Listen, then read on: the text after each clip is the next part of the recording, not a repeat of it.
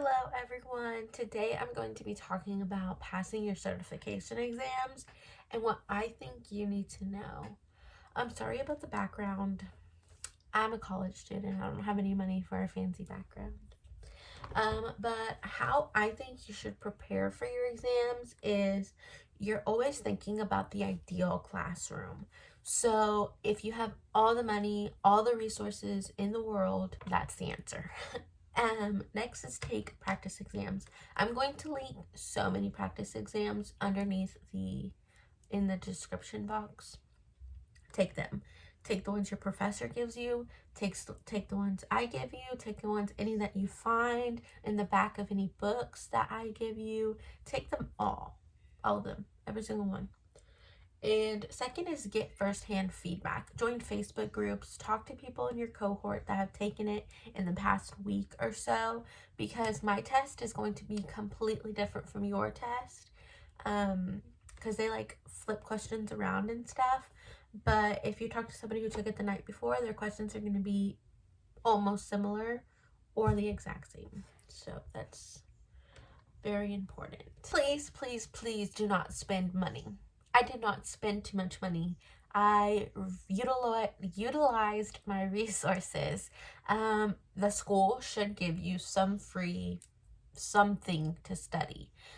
My school did some free and then some was like $70. I did not do that. The ones that were $70. Use all the free ones that you find. Utilize your library. I did not buy any books except for one, and that was before I found out that my library carried study material. So utilize your friends from your cohort. There was a friend that was in my cohort where I paid half and she paid half, so we both only paid $15 for a book. So what I think you should study is the REA book. I'm gonna put the picture. The REA book is very good for, I think, for like the first sit down to study, because it gives you all of the main vocabulary and like information that should be a review to you, and then in the back test, a practice test. And I think that was very helpful for me because it was like a review and then a test. So that is, I really recommend REA. If you get the book on it at your library or borrow it from a friend or whatever, the online tests are only $15. So that is awesome.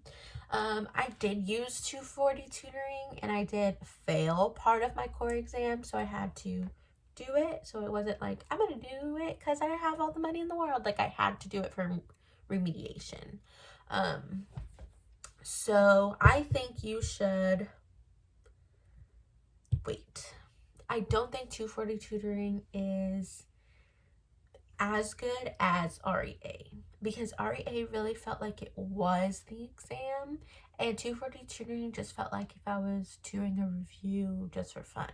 However, if you like going over one subject, taking a lot of quizzes, going over one section, going over quizzes, and then going through every single competency and then doing the practice test, I recommend it for you. It just depends on who you are as a studier. For me, it was very overwhelming having to do all of those quizzes, but it also could have been because I failed and I was on a time crunch. So I think to each its own on that. And if you have all the money in the world, do them both. Do them both. Any studying will help you. Study.com I didn't pay for, but there's practice tests. I'm going to link it down below. And all of this is really for the general EC-6 exam. However, it goes for all of the exams. The only one that I would recommend doing all of the tutoring in the world is the STR, Science for Teaching Reading, and I think it's because it's new.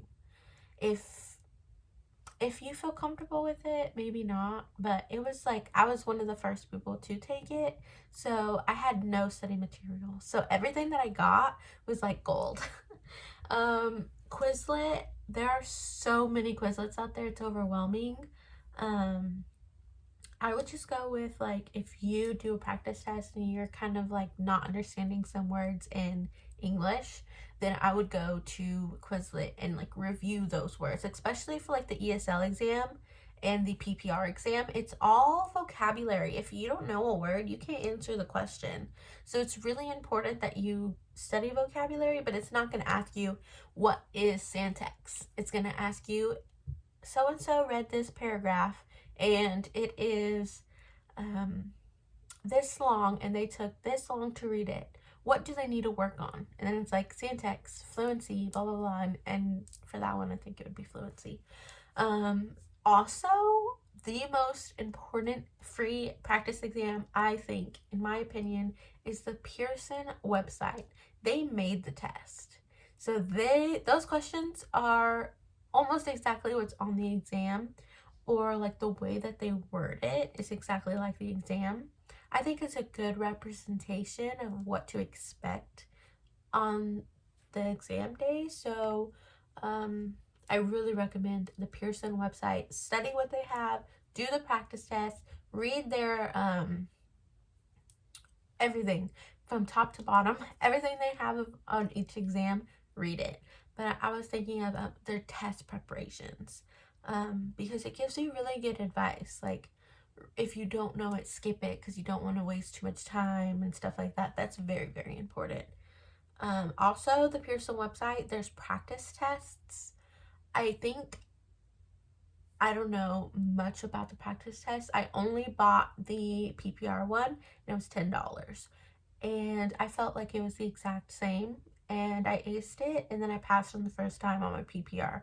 So I would recommend it, because it really was the exact same. They just changed a couple of wordings. Next, YouTube. I literally all day long, I just went on YouTube and typed in study material for this and study material for that. Udemy, 240 Tutoring, Michael Hayes.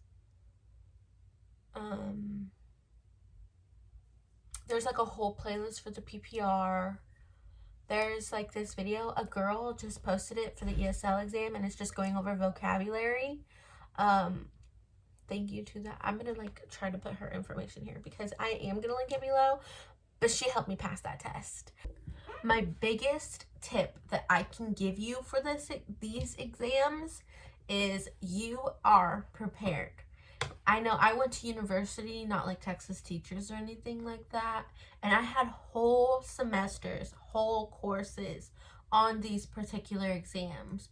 I took 2 courses for the ESL exams, like 4 courses for the basics of science of teaching reading, but like it wasn't specifically for basic science of teaching reading. Breathe. You're prepared. You have this. Don't worry. Just go in there. Of course, you're going to be nervous, like especially if it's your first one, but just go in there knowing you're prepared. You have studied. You have taken these courses. You got this. You're going to pass in your first try. I know it. Help others. When you've passed, or even if you didn't, even if I didn't, I shared my scores, just so people know what competencies are heavier. Some competencies you really need to study, and some there's only like 1 question on it or 2 questions on it. It really just depends on the exam. So share your scores, keep a journal, and help others. Also, once you've studied for a test, don't just forget everything. And I know that's hard to remember, but the vocabulary on all the tests are almost the same, especially for the PPR and the ESL, almost the exact same vocabulary. And there was ESL questions on the PPR. So I really think you should try to keep a journal and go over your notes for every test, even if you've already passed. Next. Okay, this might be like a duh type situation for most people, but for me, I was thrown. I was like, I can't do this. I'm leaving. So for the EC-6 core exam, I thought it was going to be content like, do you know how to add? Do you know what geometry is, you know? but it wasn't. It wasn't 2 plus 2 equals 4. It was, if Billy is saying 2 plus 2 equals 2, how do you help him as a teacher? And I didn't know what to say. And so it's very important that you realize, yes, you need to know 36 times 4, but that's because you need to know it quickly so you can see, okay, this problem is correct, this problem is not correct, how do you help it? That student. It was a lot. If you know that already, good for you, because I didn't. I was expecting to do actual math, and I didn't. Oh, by the way, I didn't tell anyone yet, and I should have, but I passed everything on the first try except for the math portion of the EC-6. And I took the REA practice test, and it told me that. I passed everything with flying colors except math. I got like a 20. And I was like, oh, whatever, I got this. It's fine. When I should have studied math a little bit more, I think I would have passed if I would have done that. So listen to your practice exams. If it's telling you you need to study something, really focus on that. Next, going off of that, how long should you study? I think 30 minutes to an hour a day max, because there were some times where I cleared my whole weekend. I was like, I'm not doing anything except for sitting at this desk and studying. And it didn't really help me that much because your brain can only go for so long. And everything starts mixing together and it's not helpful for you or your mental health. So I really think you should spend an hour max on one subject a day and really hone in on your practice exam results. If you got a 90 in your social studies, don't even look at that day. Really focus on what you're struggling with. And if you're not struggling with anything, just do one subject a day or a week. Sometimes I would study it for a week. I studied everything. So I did my whole exams in 8 months. All of my exams. I took my first one in January, then March, then the summertime. So I would give yourself a month to study each per test. Your first test, you haven't taken any tests at all. This is your first test that you're studying for, and you're going to sit down and do a practice exam. Don't sit down and do it all at one time. You are not mentally prepared for that yet. You need to go slowly. If you're doing REA, you can like pause and come back. I would recommend you doing like 20 questions, pause, walk around. 20 questions, pause, eat lunch. Because it is really rough to sit there for 5 hours doing an exam. And once you have to do that the first time, like in the testing center,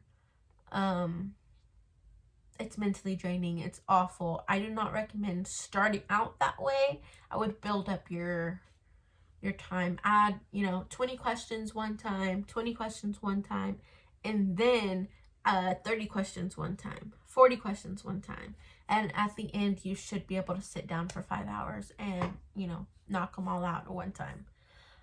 A huge other thing that just popped in my mind is look up these testing centers before you go. There was one testing center I absolutely loved, and they didn't have they didn't have any available spacings for my next exam. So I just clicked to the other one because they had availability. It was awful. I felt like if I was in like prison. I'm not even, like, maybe that's a lot, but it was a lot. They like searched under my sleeves and like under my tongue, behind my hair. I had never had that happen to me before, and all I was doing was taking a test. So look up the reviews, because it doesn't help if somebody is like, here, go take this exam at this desk. You're not starting off on a good foot.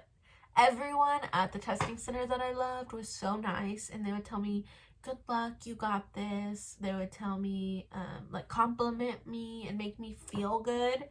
And feeling good is huge before a big exam. The night before, don't look at your notes. you know what you know, you don't what you don't. Do not spend that whole night cramming. Eat your favorite dinner, take a walk, spend time with family, whatever you do for self-care, do that. And the next day you're going to feel ready and you're going to be ready. I know this is a lot and I'm sorry if I overwhelmed you, but this is my advice for taking these tests. It's a lot. I'm not going to lie to you. You are going to be stressed out.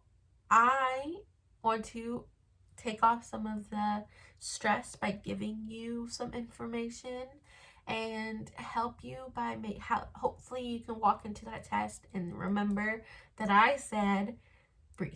You got this. You're ready. You're prepared. You had whole courses, or if you're in TExES teachers, I don't really know how that works, but you have study material. You have the base that you need, the foundation that you need to pass these tests.